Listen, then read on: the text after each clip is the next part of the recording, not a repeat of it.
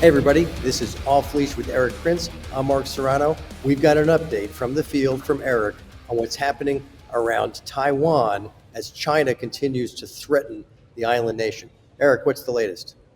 So what's happening in Taiwan is the Chinese Communist Party constantly does practicing and drilling about encircling the island to blockade it. But what the Chinese are also doing is a similar version to what the U.S. did, an island hopping campaign, um, using money, using influence, and doing state capture to capture a lot of the very small, weak island countries and establish Chinese bases there.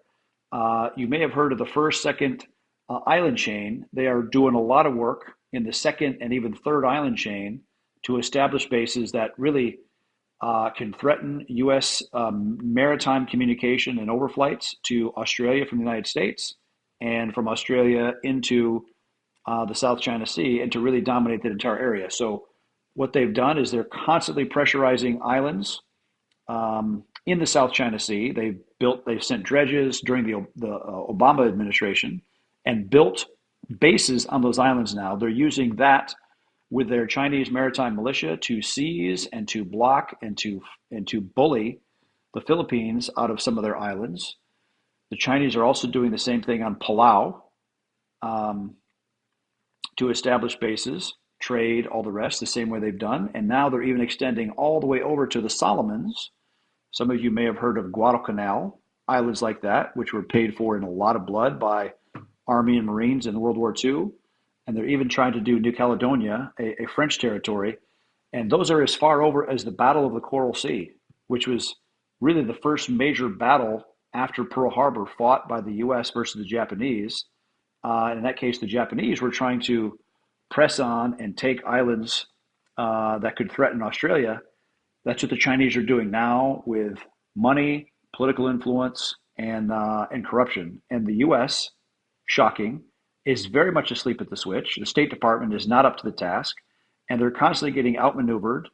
And these countries want to have a relationship, want to be closer to the United States, but they are we're just being outplayed diplomatically and at great peril. So we're losing diplomatically what we had to gain in blood and treasure to provide freedom for in World War II. And so it's just another on the long list of diplomatic and military failures of almost system collapse that the United States is undergoing. And it makes our allies just wonder, why are these guys so asleep at the switch?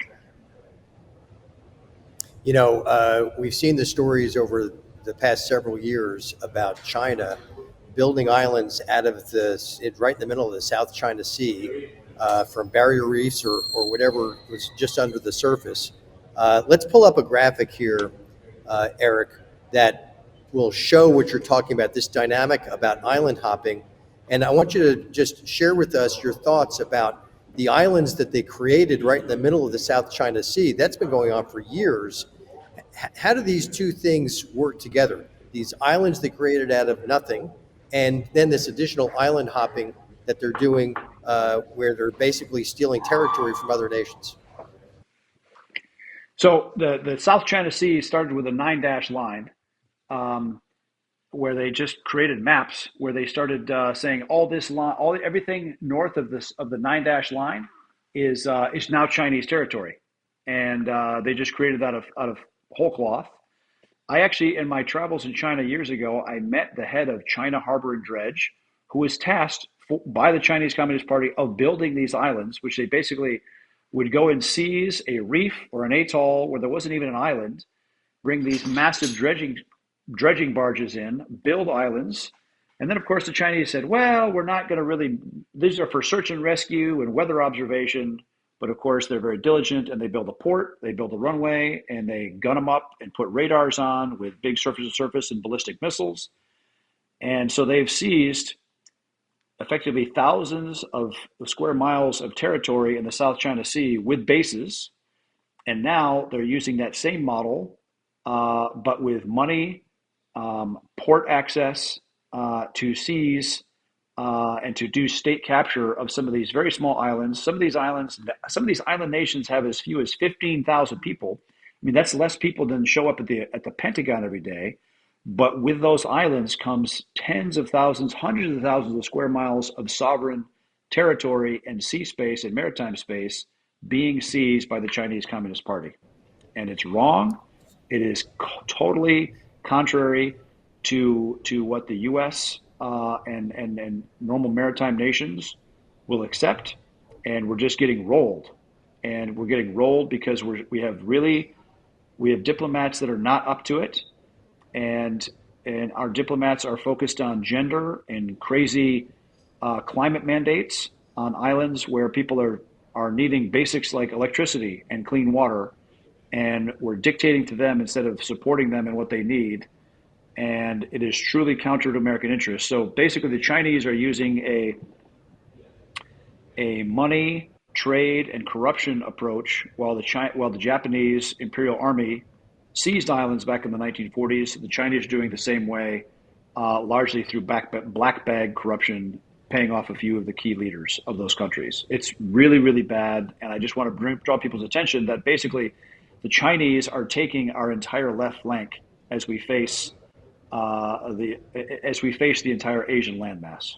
So, Eric, obviously, you have been predicting here on Off Leash for quite a while that this spring and summer might be the moment that China decides to make its big move against Taiwan. Clearly, these actions show continued provocation, as well as the drills that they have done all around Taiwan for the last 2 or 3 months. Now that we've seen, and the Democrats can no longer hide, and the media can no longer hide, the commander-in-chief's actual condition, what do these next few months look like at this point? Now we can see we've got a commander-in-chief asleep at the switch. The entire defense community, the infrastructure of our intelligence and defense has basically been asleep at the switch along with the commander-in-chief. How are we going to get through these next 7 months, or maybe even just the next 2 months with China threatening as they have?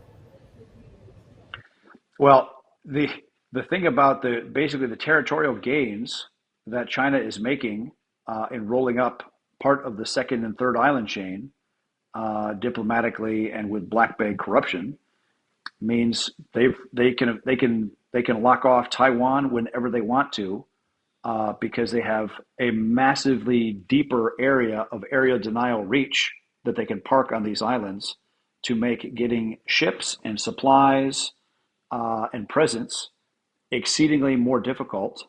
Remember, when the U.S. entered World War II after Pearl Harbor, the Japanese had rolled up, or were about to roll up, a whole lot more islands which had to be retaken. That's exactly what the Chinese are doing now to affect the U.S. ability to trade or even to navigate across the western half of the Pacific Ocean. And they're absolutely displacing the United States as the preeminent maritime power in the western half of the Pacific Ocean. And that map clearly shows the path that they're on. And this will have long-term, very damaging effects on America's ability to trade and America's ability to influence the future of the Asia-Pacific region. So now, my understanding is Japan certainly has tremendous military capabilities of their own. If you're Japan, or let's say South Korea, and they know they can't rely on their key ally, the United States, at least for the next 7 months, what would you advise Japan or South Korea to do in the face of these threats from China?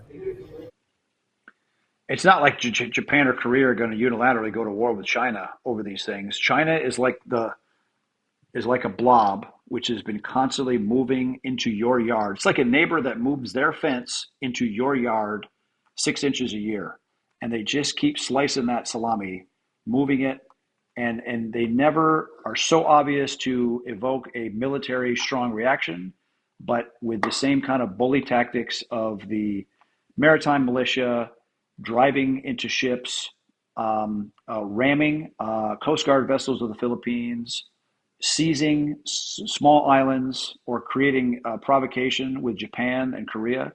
They're just constantly doing that, and it's a slow erosion of that territorial sovereignty. And when the U.S. is not the strong big brother uh, providing backstop and credibility, then the salami slicing by the Chinese Communist Party continues, and that's what all those nations are subject under. And so it just means those countries will become closer to vassal states of China and not trading partners of the United States, which is clearly not in our interest. You know, here's the thing. I shudder to think that there will be some national security crisis where the United States has an interest, such as the seizing of Taiwan in these next 7 months. Uh, because, you know, if you take a look at the history of the presidency, there have been times where a president has taken some action or responded to a national security crisis, largely to take the focus off of their weakness politically in the U.S. I don't see this commander in chief capable of doing that strategically. But if a crisis occurs, I don't think they could play it to their advantage at all. I think it would put the United States in a terrible position. I blame all these national Democrat leaders and the media for propping up Joe Biden for these 3.5 years when they've known darn well how ill-equipped he's been. I just shudder to think about what our response will be if there is that level of national security crisis that affects the interest of the United States. Well, worse than that, Mark, it's not what our response will be, it's who pays the cost of their incompetence.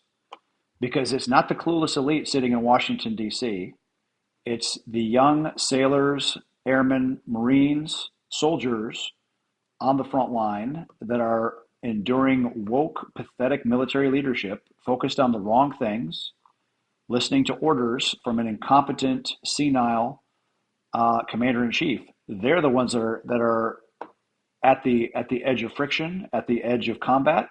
Those are the ones that will pay for the incompetence back here in Washington, and that I find to be the most disgusting, unacceptable outcome. Excellent, Eric. Naturally, you've always got our troops in mind first and foremost. They're the ones on the front lines. The elites in Washington don't have any skin in the game. They put us in this position backing up Joe Biden. They basically weakened us across the world. They strengthened Iran when they eliminated the sanctions against them.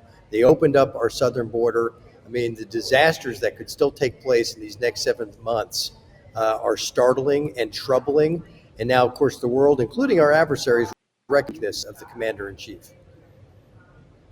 And let me just add, Mark, uh, the administration has not dealt with the Houthi problem and them shutting off the Red Sea and shooting multiple ships there so bad that they've had to pull a carrier battle group away from Taiwan to help try to mitigate the Houthi problem because they had to move another carrier over to the Eastern Mediterranean to deal with the Israel Lebanon Hezbollah debacle because again failure of deterrence, a failure of credibility, and these guys they're like a punch drunk fighter ducking and covering in the corner just hoping to be saved by the bell. Let's exit on this question, Eric. How concerned should we be about how stretched our military capability is right now if we got two carrier groups covering the Houthis in the Red Sea and the Mediterranean? We should be very concerned that the Navy has consumed, they said, $1 billion worth of missiles just shooting down Houthi drones. That's a false number. The reality is $4 or $5 billion because they calculate a billion what their cost was 20 years ago when they bought the missiles, not when they have to replenish those missiles now at horrifically inflated costs from Raytheon. So we're just behind. We have a cartelized defense industry that needs to be broken up and made efficient. And we need a thorough house cleaning of leaders that will think outside the box and provide solutions and operate inside of our enemies' decision loops instead of us constantly reacting to the thrusts and advances of our opponents globally. Look, as usual, extraordinary analysis from Erik Prince. The threats that exist, I think they're just escalating and growing by the day, especially following this disaster of a debate from our current commander in chief. Look, don't forget, folks, you've got to go to unplugged.com/off-leash, unplugged.com/off-leash to get your unplugged phone, our sponsor here, and be protected.